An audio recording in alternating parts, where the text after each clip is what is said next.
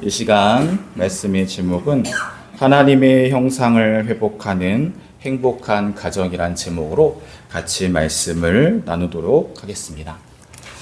5월 가정의 달입니다. 많은 기관들, 단체들이 이렇게 축하 행사들을 많이들 갖게 되어지죠. 각 매체들을 보면요, 부부 간에 또 부모와 자녀 간에 그렇게 행복한 모습들을 얼마나 그렇게 넘쳐나는지 모르겠습니다. 이런 모습들을 보면서 우리의 가정은 과연 행복한가에 대한 질문을 한번 해보게 됩니다. 여러분의 가정은 정말 행복하십니까? 아멘? 아멘. 그래요. 맞아요. 누구나 행복한 가정을 꿈을 꾸죠. 그죠?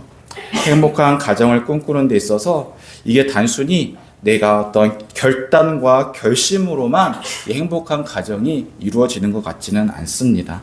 잘해보고 싶은데, 좋은 관계를 부부간에 또 자녀간에 관계를 맺고 싶은데, 더욱더 행복한 삶을 살고 싶은데 마음처럼 쉽지 않은 것 같습니다. 왜 그럴까요? 왜 우리가 행복을 꿈꾸지만 행복한 가정을 이룰 수 없을까? 왜 그것이 어려운가? 제가 지난 금요 기도회 때 예화를 하나 소개를 했었는데 다시 한번 그 예화를 좀 함께 나눴으면 좋겠습니다. 한 팔레스타인의 한 지방의 농부가 그의 땅에서 울타리를 치고 한쪽에는 포도나무를 심고 다른 한쪽에는 무화과 나무 묘목을 심었습니다. 해가 너무 뜨거우면 그늘막도 만들어 주고요, 물도 주고 가지치기도 하면서 이게 무럭무럭 자라서 열매 맺기를 소망하며 그렇게 몇 해를 지나가 되겠습니다. 그러다가 자꾸 보면 볼수록 이게 잘 자라야 되는데 이게 너무나 보잘것없는 열매들, 그리고 자라지 못하고 오히려 말라 죽어가는 모습들을 보면서 이 농부는 매우 실망하게 되어지는 것이죠. 왜 포도나무의 열매가 열리지 않고 무화과 나무는 자라지 않을까? 그는 경륜이 많은 농부를 찾아가 묻게 됩니다. 이 경륜이 많은 농부는 나무를 보더니 단번에 그 원인을 알아차립니다. 나무보다도 바로 그 토양, 땅이 좋지 않은 땅이었기 때문이라고 조언을 해주죠. 농사를 좀 아시는 분들은 이 토양이 얼마나 중요한지를 잘 아실 것 같습니다. 토양의 모래와 양토가 적당히 섞인 흙이 좋다라고 하는데요. 이것은 물빠짐과 통기성을 좋게 해서 이 나무가 잘 자랄 수 있도록 뿌리에 공급을 해주는 역할을 한다라고 합니다. 또 흙의 산성도 중요하다라고 해요. 오래되면 점점 산성화가 이루어지는데 우리나라 같은 경우는 3년에 한 번씩 농지에 석회를 뿌린다라고 얘기합니다. 그리고 땅을 엎어서 갈아주죠. 그죠? 이를 통해서 산성화 또 영양분을 공급해 줘야 된다라고 이야기하는 것이죠. 그렇게 밭을 뒤집어 갈아주고 석회와 비료를 뿌려줌을 통해서 그 토양이 건강하게 되어지고 비로소 포도 열매가 그리고 무화과 나무가 잘 자랄 수 있었다라고 합니다. 여기서 교훈하는 이야기가 무엇일까요? 아무리 줄기와 잎을 잘 관리해줘도 땅에 심겨진 뿌리가 건강해야 그 작물이 잘 자라나게 되어지는 것이죠. 뿌리가 건강하기 위해서는 뭐가 중요합니까? 그 뿌리를 감싸고 있는 토양이 정말 중요하다라고 할 수 있는 것이죠. 토양, 곧 근본이 중요하다라는 것입니다. 우리의 가정도 마찬가지인 것 같습니다. 아무리 세상의 지혜와 명예를 누리고 물질의 풍족함을 누리고 온갖 재미있고 즐거운 시간들, 좋은 여행들을, 환경들을 만든다고 하더라도 그 가정이 정말 행복한 가정이라 할 수 있을까요? 무엇이 문제일까요? 요즘 텔레비전에 보면요, 많은 사회학자, 심리학자, 가정교육 전문가들이 문제 있는 그 자녀들을 관찰하면서 그 솔루션, 해결책을 이렇게 제시하는 것들을 보게 됩니다.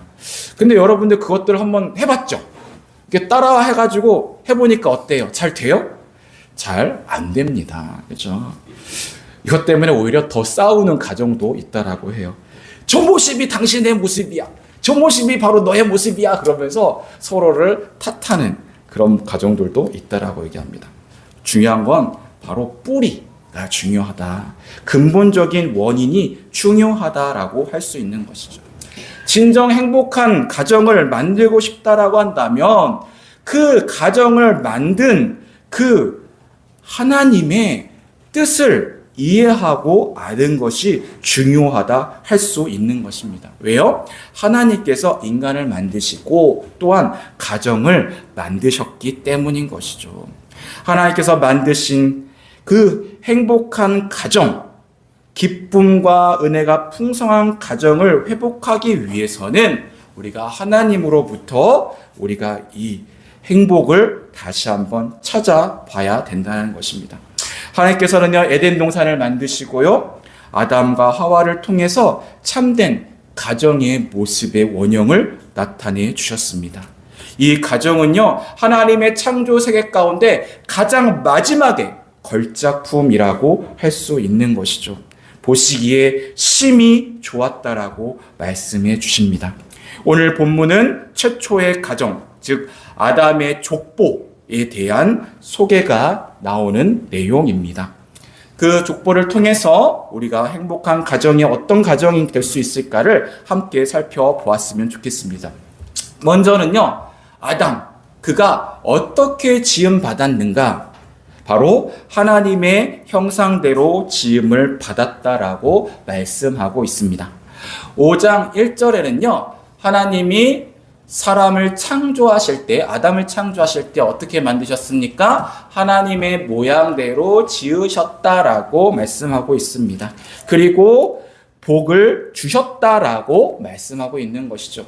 이것은 창세기 1장에 하나님께서 태초에 우주를 창조하시고 지구를 창조하시고 자연을 창조하시고 인간을 만드셨을 때에 대한 이야기도 동일하게 나와 있습니다.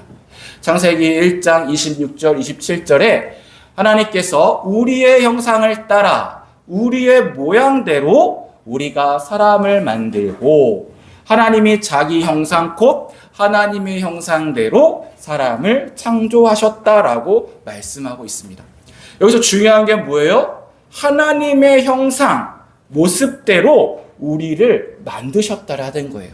우리를 보면은 뭐가 투영이 되어진다라는 거예요? 하나님이 투영이 되어져야 된다라는 것입니다. 그런데 여러분들 어떻습니까? 여러분들 모습을 보면 하나님이 투영이 되십니까? 우리 이 부분에서 이 근본적인 문제에 대해서 우리가 다시 한번 생각해 볼 필요가 있다라는 것이죠. 하나님께서는요, 1장에도 언급됐듯이 사람을 만드시고 그리고 다른 평가와 달리 심히 보기에 좋으셨다라고 말씀하고 있습니다.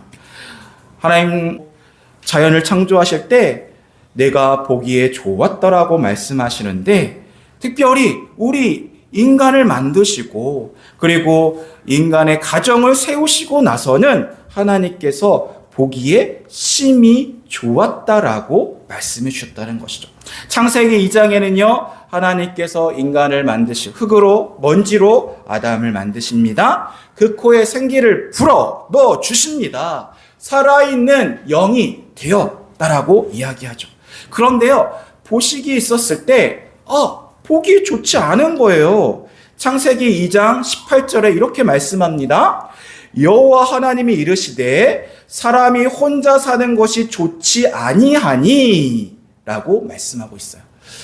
처음 인간을 만드셨을 때 보니까 뭔가가 좀 부족해 보이는 거야. 하나님의 창조물 가운데 인간 하나를 다 만들어 놓으니까 이게 좀 뭔가 허전하다라는 것이죠. 그래서 하나님께서 이것을 심히 보기에 좋게 하기 위해서 어떻게 하였습니까? 돕는 배필을 만들어 주셨다라는 것이죠. 인간은 혼자 있는 것이 좋지 않다라고 말씀하고 있는 것입니다. 여러분, 혼자 있으면 어떻습니까? 좋은 생각이 많이 납니까? 죄된 생각, 나쁜 생각들이 많이 납니까? 제가 혼자 있어 보니까 이 죄된 생각들이 많이 나더라고요. 이게 인간의 본성인 것 같습니다. 때문에 우리가 혼자가 아니라 하나님께서는 그리의 연약함을 아시고 하나님께서 돕는 배필, 그래서 아담을 깊이 잠들게 한 후에 갈비뼈로 여자를 만들어 내셨는데 그 아내가 바로 하와가 되어지는 것이죠. 그렇게 하나님께서 가정을 만드시고 비로소 보시기에 심히 좋았다라고 말씀하고 있는 것입니다. 하나님께서 만드신 가정은 어떤 모습을 가지고 있어요? 우리에겐 누가 필요합니까? 돕는 배필이 필요하다라고 이야기합니다. 가정이 필요하다라고 이야기하는 것이죠. 서로 도와주고 보완해 주는 것입니다. 가정은 그러한 일들이 일어나는 것이죠. 그 가정 안에 어떤 일이 일어납니까? 친밀함이 일어나는 것이죠. 아담이 이르되 이는 내 뼈 중에 뼈요 살 중에 살이다라고 이야기하고 있습니다. 나의 몸의 일부라고 고백을 하는 거예요. 여러분의 부부의 관계, 또 더 나아가서 우리 자녀와 부모의 관계는 바로 살을 나누고 피를 나누는 그러한 친밀함을 가지고 있다라고 이야기하는 것이죠. 그래서 그들이 어떻게 되어집니까? 그러므로 남자가 부모를 떠나 그의 아내와 합하여 둘이 한 몸을 이룰지리다 라고 말씀하고 있습니다. 연합해서 그들이 하나가 되어지는 것. 부부는, 가정은 하나됨을 이야기하는 것이죠. 관계가 완성되어지는데 어떻게 되냐? 둘이 벌거벗었으나 부끄러워하지 아니하니라라고 말씀하고 있어요. 벌거벗었다라는 건 뭐예요? 자신의 치부와 연약함을 드러냈음에도 불구하고 그것이 부끄럽지 않다라고 이야기하는 거예요. 저도 속옷바람으로 집에 다닙니다. 그래서 우리 아내 또 사모님과 우리 딸 보고 있어도 뭐 전혀 개의치 않습니다. 우리 딸도 가끔씩 속옷바람으로 돌아다녀요. 우리는 이 집안에서 에덴 동산을 경험하고 있습니다. 얼마나 자유로운지 모르겠어요. 네. 그 가운데서 어떻게 되어집니까? 하나님께서 보시기에 너무 좋아서 그 가운데 복을 주셨습니다. 그리고 그 복의 내용이 무엇입니까? 생육하고 번성하고 충만하고 정복하고 다스리라는 하나님께서 우리 가운데 복을 주십니다. 그곳이 바로 에덴 동산. 에덴 동산, 에덴이 무슨 뜻이에요? 기쁨이라는 뜻을 가지고 있어요. 그곳에는요, 미움도 없습니다. 질투도 없습니다. 시기도 없어요. 경쟁도 없습니다. 그 관계 안에서 행복과 기쁨을 넘치는 곳, 그곳이 에덴 동산이고 그 중심에 뭐가 있어요? 가정이 있다라는 거예요. 여러분의 가정은 에덴 동산을 경험하고 있습니까? 아멘? 고민하는 거죠. 왜 우리는 그럼에도 불구하고 왜 저 에덴 동산을 왜 경험하고 있지 못하는가? 그죠? 문제가 있다라는 거예요. 어떤 문제가 있을까요? 바로 죄가 있다라는 거예요. 이 죄로 인해서 우리의 이 가정과 관계가 철저하게 깨어져고 부서졌다라고 이야기합니다.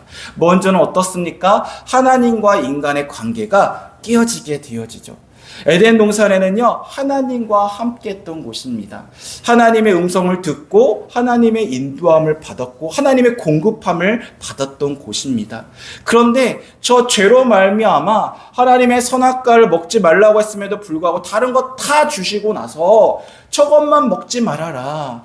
저게 내가 너를 통치하고 다스리는 그것을 증거하는 상징이다라고 말씀하시면서 저거 먹으면 너 죽게 될 거라고 말씀하시죠.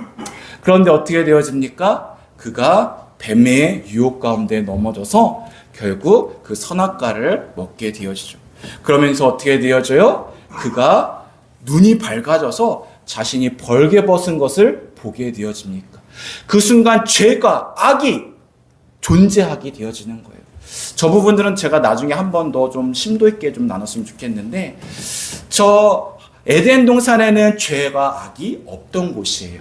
그런데 인간의 저 범죄함으로 말미암아 죄가 드러나게 되어졌고, 인간의 죄 보습을 통해서 수치와 두려움이 일어나게 되어집니다. 하나님께서 찾으셨을 때 그가 어떻게 했습니까? 숨었다라고 이야기하는 거예요. 우리가 하나님 앞에 숨겨진 존재가, 숨어버리는 존재가 되었다라는 것이죠. 하나님과의 인간의 관계가 철저하게 파괴가 되었습니다. 가족 간의 관계가 어떻게 되었습니까? 그전엔 서로 상호 보완적이고 협력하고 하나 되는 관계에서 이제는 아담이 하나님한테 이렇게 핑계대는 거죠. 하나님이 주셔서 나와 함께 하신 저 여자가 내게 선악과를 주어서 제가 이것을 먹게 되었습니다. 지금 어떻게 되어지는 거예요? 하나님께 핑계를 대는 거예요. 하나님이 주시지 않으셨다라고 한다면, 저 여자를 주시지 않았다면, 저 여자가 나에게 먹지 않게끔 했다라고 한다면 제가 이것을 먹지 않았을 텐데요. 아니요. 아담도 그곳에 함께 있었어요. 결국 아담이 어떻게 돼요? 하나님, 그리고 하나님 한 몸을 이루라는 그 아내를, 그 하와를 핑계대어지고 관계가 깨어지게 되어지는 것이죠. 그 가운데 어떻게 되어집니까? 그전에는 수고하지 않아도 그 안에서 주어진 것들을 먹으면 됐습니다. 누렸으면 되는 거예요. 하지만 이제는 그 자연과 환경 가운데 다스리는 존재가 아니라 이제 어떻게 되어집니까? 다스림을 받게 되어지는 존재가 되었습니다.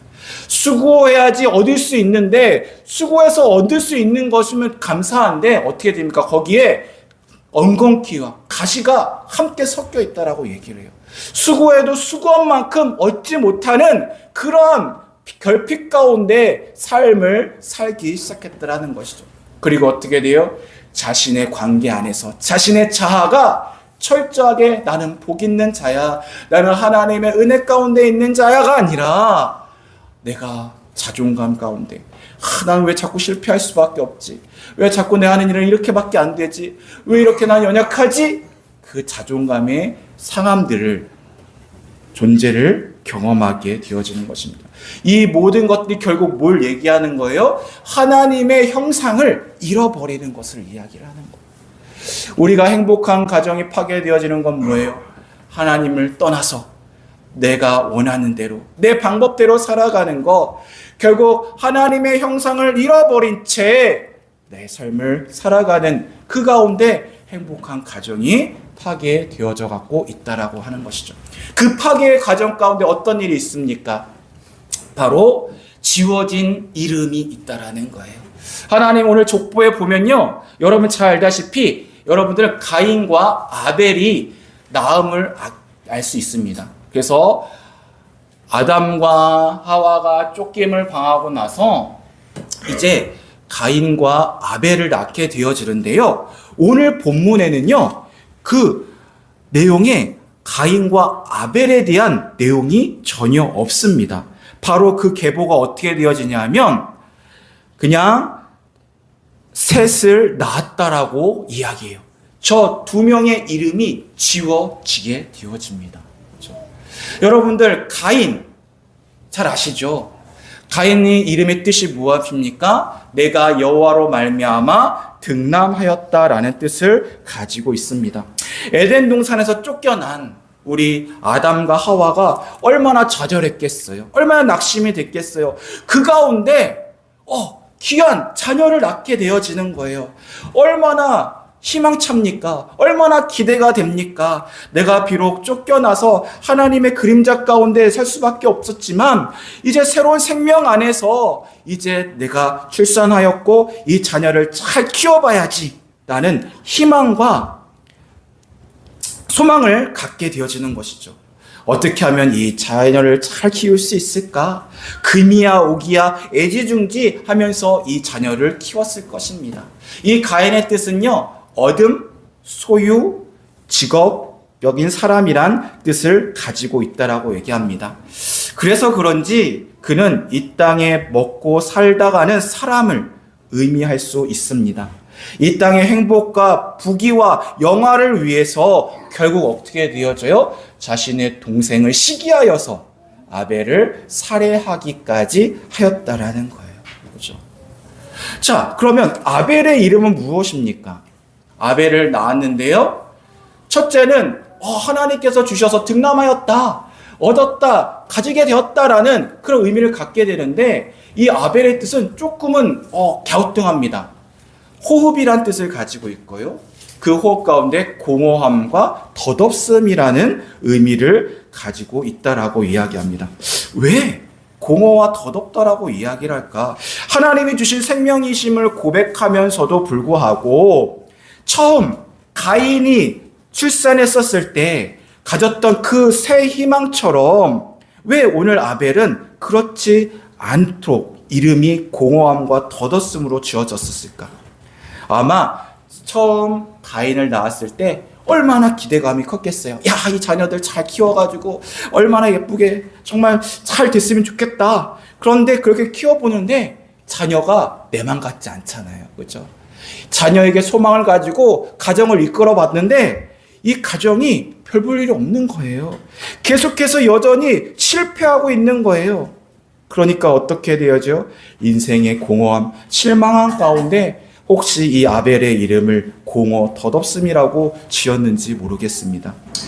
우리가 첫째만큼 둘째가 손이 잘 안 가잖아요. 그죠? 첫째는 모든 게 서툴기 때문에, 그리고 더 많은 기대가 하기 때문에 더 많은, 어떻게 보면은 실망감도 생기게 되어집니다.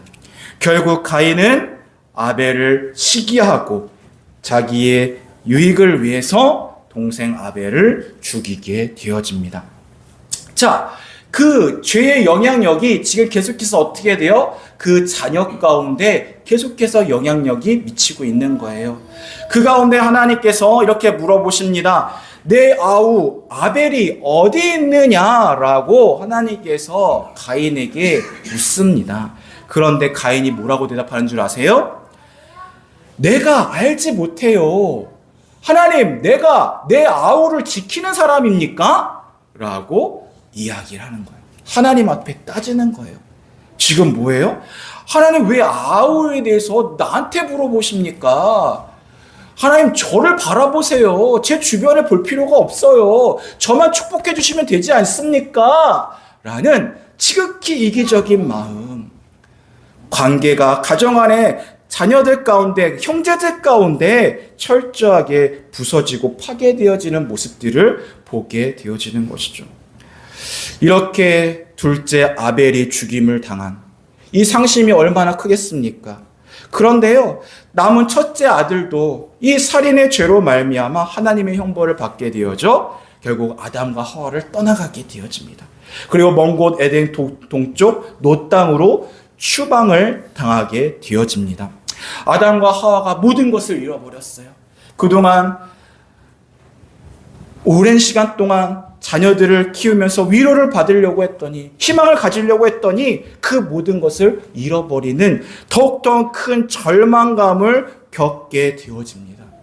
그 절망하는 가운데 하나님께서 다시금 아들을 허락하시는데 그 아들의 이름이 바로 셋입니다.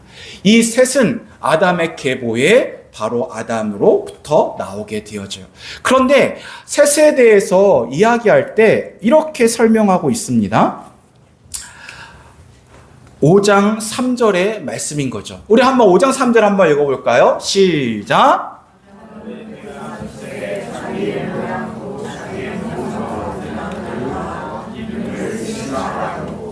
자, 오늘 여기에 정말 중요한 구절이 나와요. 문장이 나옵니다. 뭐예요?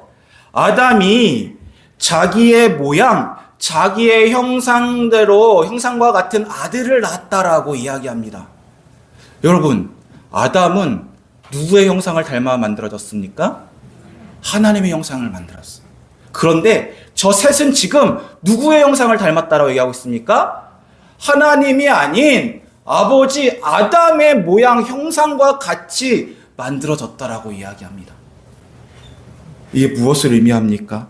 아담이요, 실패했었던 이유가 바로 저기에 있다라는 거예요.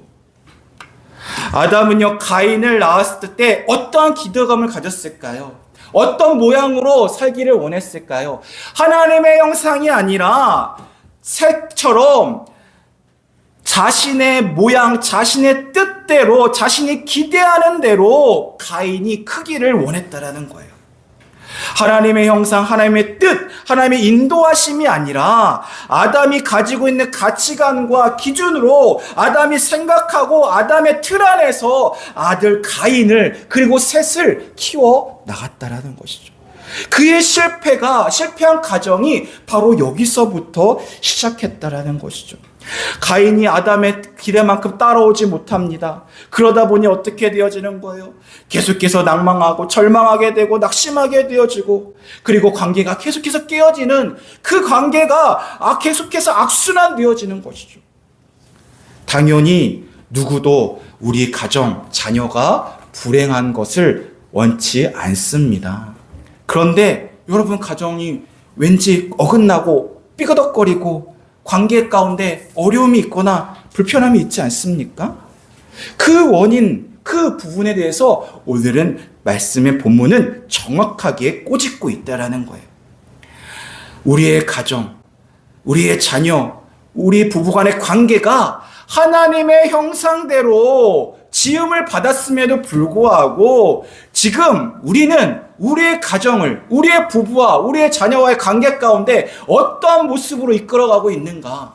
바로 나의 기대, 내가 원하는 것, 세상적인 방법들, 내 모습대로 우리의 가정을 만들어 가려고 했다라는 것이죠.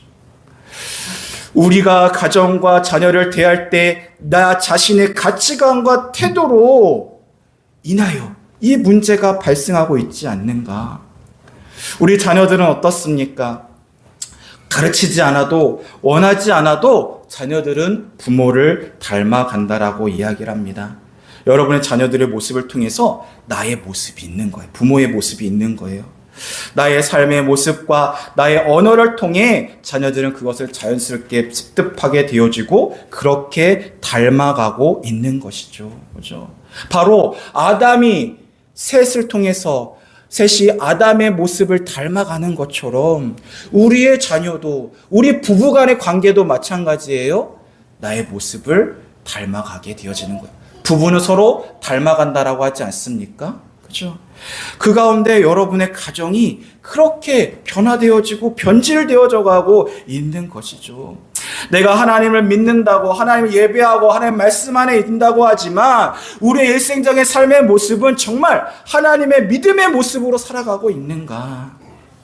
그렇지 않다라고 한다면 우리 자녀는, 우리 부부는 하나님의 형상이 아닌 세상적인 우리가 만들어가는 모습의 형상으로 변질되어져 가게 된다는 것이죠.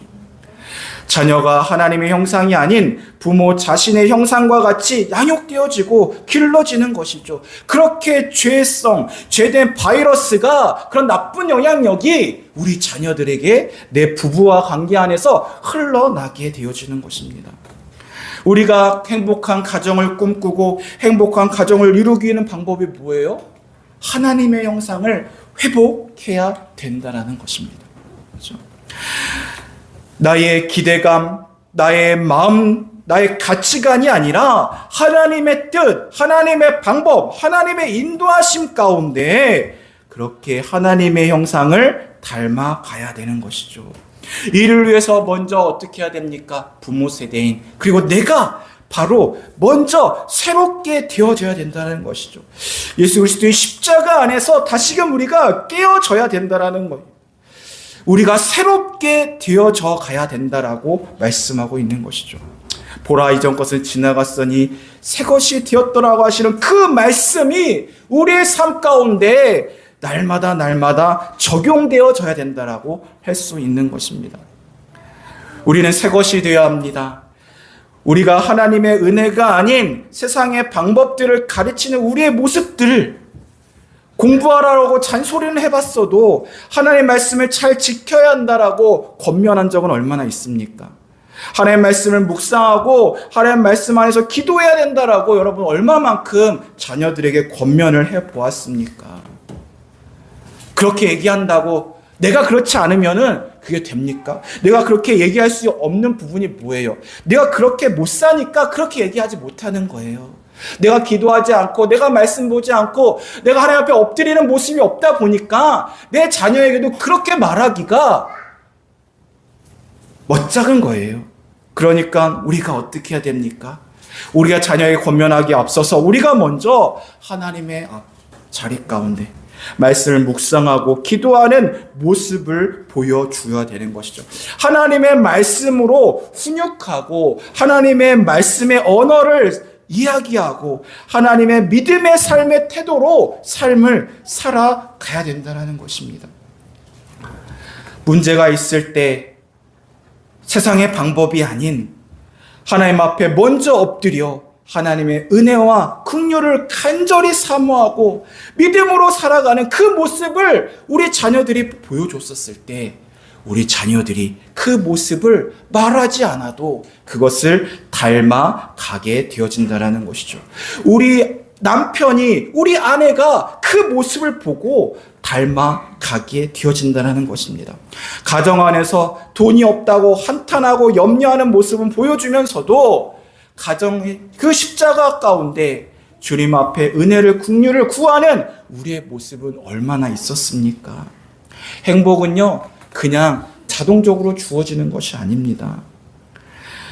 바로 그 가운데 있어서 무엇이 있어야 됩니까? 하나님의 관계 가운데 있어야 된다는 것이죠. 하나님의 중심 가운데 있어야 된다는 것입니다. 우리가 에덴 동산이 기쁨의 동산이 될 수 있었던 이유가 뭐예요? 그곳에 풍족함이 있어서입니까? 그냥 누려서입니까? 모든 것이 다 제공되어져서입니까? 아니에요. 이게 왜 잘못된 거예요? 에덴 동산이 기쁨의 동산이 될 수 있었던 가장 근본적인 이유는 그 에덴 동산의 중심 가운데 누가 계셨습니까? 바로 하나님이 계셨던 거예요. 하나님과의 그 관계 안에 있었을 때 그들이 진정 행복을, 기쁨을 누릴 수 있었다라는 거예요. 그 가정의 기쁨과 행복이 영원히 지속될 수 있었다라는 것이죠. 우리가 그렇게 우리의 가정의 중심 가운데 하나님의 말씀, 하나님의 내 안에, 가정 안에 중심 가운데 계셨을 때 그렇게 우리의 생각과 우리가 하나님의 생각으로 변화되어지고 우리의 성품이 예수 그리스도의 성품으로 변화되어지고 우리 말과 행동이 주님의 삶으로 변화되어짐으로 말미암아 우리가 그렇게 그 안에서 진정한 행복을 회복할 수 있게 되어진다라고 말씀하고 있는 것입니다. 중요한 건 뭐예요? 내가 하나님과의 관계, 그것에서 정말 분명하게 서 있는가? 자녀들을 양육할 때 자녀들을 노하게 하는 감정으로 양육하는 것이 아니라 하나님의 말씀으로 훈육하는 것, 그리고 하나님 아내와 남편을 사랑할 때 예수 그리스도께서 교회를 사랑하는 것처럼 서로를 사랑하고 섬기는, 헌신하는 그런 모습들, 그 하나님의 형상과 예수 그리스도의 관계를 회복했었을 때 진정한 우리의 부부의 관계, 우리의 자녀와의 부모님과의 관계가 다시금 회복되어지고 행복을 누리게 되어진다는 것입니다. 바로 하나님의 형상대로 지음받은 자, 그가 바로 하나님의 기쁨과 하나님 주신 그 축복을 온전히 누리게 되어지는 것이죠. 때문에 우리는 하나님의 은혜와 도우심을 날마다 구하며 살아가야 되는 것이죠. 죄로 잃어버린 하나님의 형상을 회복하기 위해서 그 싸움을 해나가야 된다는 것입니다. 십자가에 엎드려 가난한 심령으로 주님 앞에 나아갈 때 하나님께서 우리 가운데 진정한 행복과 하나님 축복을 내려주시고 우리가 그 모든 것들을 누리는, 행복을 경험하는 그 시작이 바로 여기서부터 시작되어진다는 것입니다. 그렇게 우리의 믿음으로 하나님의 형상대로 살아갈 때 우리 자녀들이 그 모습을 닮아간다는 것이죠. 우리 교회는 어떻습니까? 우리 성북교회도 마찬가지라는 것이죠. 우리 어르신들, 우리 부모님 세대가 우리 가운데 있는 문제, 이 도전 가운데 나의 방법, 세상의 방법이 아니라 믿음으로 이 부분들을 계속해서 부딪히고 믿음으로 써나가는 그 모습을 우리 다음 세대가 본다는 것이. 그 모습을 보고 우리 다음 세대도 그것들을 이겨나가게 되어지는 신앙을 소유하게 되어진다는 것입니다. 다음 세대가 믿음이 없다고 탓하기보다도 이제 내가 부모의 세대라고 한다면 더 큰 믿음의 모습을 보여주고 나의 생각과 방법이 아니라 하나님의 방법으로 살아가는 모습을 나타내어주면 분명 우리 다음 세대도 믿음으로 능히 주어진 삶 속에서 하나님의 인도함을 구하며 믿음으로 살아가며 승리의 삶을 살아가는 우리 다음 세대 자녀들이 되어갈 줄을 믿습니다. 이렇게 우리가 하나님의 관계를 회복하며 하나님의 형상을 회복해 나감을 통해 서로 섬기고 사랑하며 하나님의 말씀으로 세워나감을 통해서 건강하고 행복한 우리 가정, 하나님의 은혜로 날마다 누리는 복된 가정, 그래서 다음 세대가 건강하게 믿음으로 성장해 나가며 우리 교회가 하나님의 주시는 축복과 믿음의 유업을 남겨나가는, 그렇게 하나님의 뜻 안에서 기쁨과 행복감을 날마다 누려나가는 우리 가정과 우리 교회가 되어지기를 주님의 이름으로 축복합니다. 이 시간 함께 기도하겠습니다. 이 시간 기도할 때 오늘의 말씀을 기억하며 기도했으면 좋겠습니다. 아담의 그 가정에 문제가 무엇이었습니까? 아담은 하나님의 형상대로 지음받은 바 참되고 아름답고 행복한 가정을 이루었습니다. 하지만 그 다음 세대들은 하나님의 형상이 아니라 바로 부모 세대 아담의 모습 그대로 자신의 기대로 그 자녀들을 키워냄을 통해서 결국 그 가정이 깨어지고 서로 미워하며 서로를 대해서 적을 두는 그러한 죄가 영향 가운데 있는 그러한 자녀들이 되어지는 모습들을 보게 되어집니다. 하나님, 이 시간 우리가 다시 한번 이 말씀을 붙잡고 나갈 때 하나님, 우리가 그 무엇보다 우리 가정이, 우리 뿌리가 하나님의 형상을 닮아가기를 원합니다. 내가 먼저 변화되어지기를 원합니다. 내가 먼저 하나님의 말씀의 삶을 살기를 원합니다. 세상의 염려와 근심 가운데 있는 것이 아니라 기도로 감사로 주님 앞에 아뢰며 하나님 감사함으로 주님 앞에 기도할 때 하나님께서 지키시는 그 생각과 마음을 소유하기를 원합니다. 하나님, 그렇게 내가 믿음의 발걸음을 해나감을 통해서 우리 부부의 관계가 회복되어지고 우리 자녀와의 관계가 회복되어질 줄을 믿습니다. 하나님, 하나님의 형상을 우리 가운데 가득 부어 주시옵소서. 우리의 연약함을 주님 앞에 내어놓습니다. 우리가 십자가 앞에 우리의 철저한 나의 모습들을 깨어 내어놓습니다. 하나님, 성령의 충만함을 부어 주시옵소서. 하나님의 형상을 닮아감을 통해서 하나님 건강한 가정을, 아름다운 가정, 행복한 가정, 그리고 능력 있는 사명을 감당하는 우리 교회가 되게 하여 주시옵소서. 우리 함께 주님 앞에 믿음으로 고백하며 함께 기도하겠습니다. 하나님 아버지, 감사합니다. 오늘 이